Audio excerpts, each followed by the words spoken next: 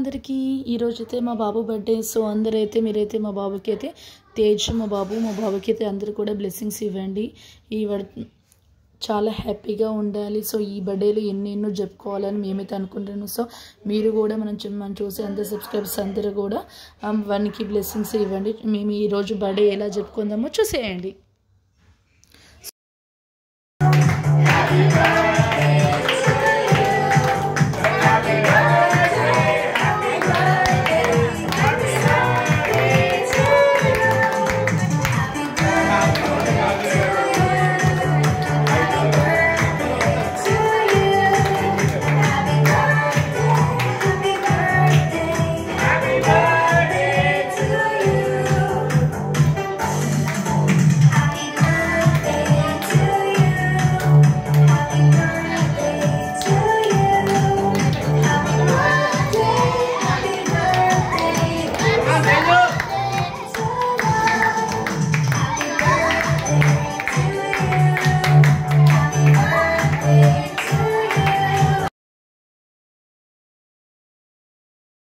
వాళ్ళ నానమ్మ తాతయ్య అయితే వానికైతే గిఫ్ట్ ఇచ్చారండి.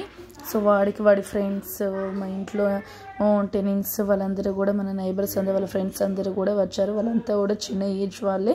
ఫ్రెండ్స్ అంటే ఎంతో పెద్ద కాదు. మన బర్త్డేలు ఎలా జరుపుకున్నామో ఒకసారి మన పిల్లల్ని చూస్తే మనకు కూడా మన మెమోరీస్ అయితే గుర్తుకొస్తాయి. స్కూల్కి వెళ్ళి చాక్లెట్స్ ఇవ్వడం కానీ, ఇంటికి వెళ్ళి ఈ కేక్ కట్ చేసి మన ఫ్రెండ్స్ని మన ఇంటికి ఇన్వైట్ చేసి వాళ్ళతో చాలా హ్యాపీగా సెలబ్రేట్ చేసుకునే వాళ్ళం కదా.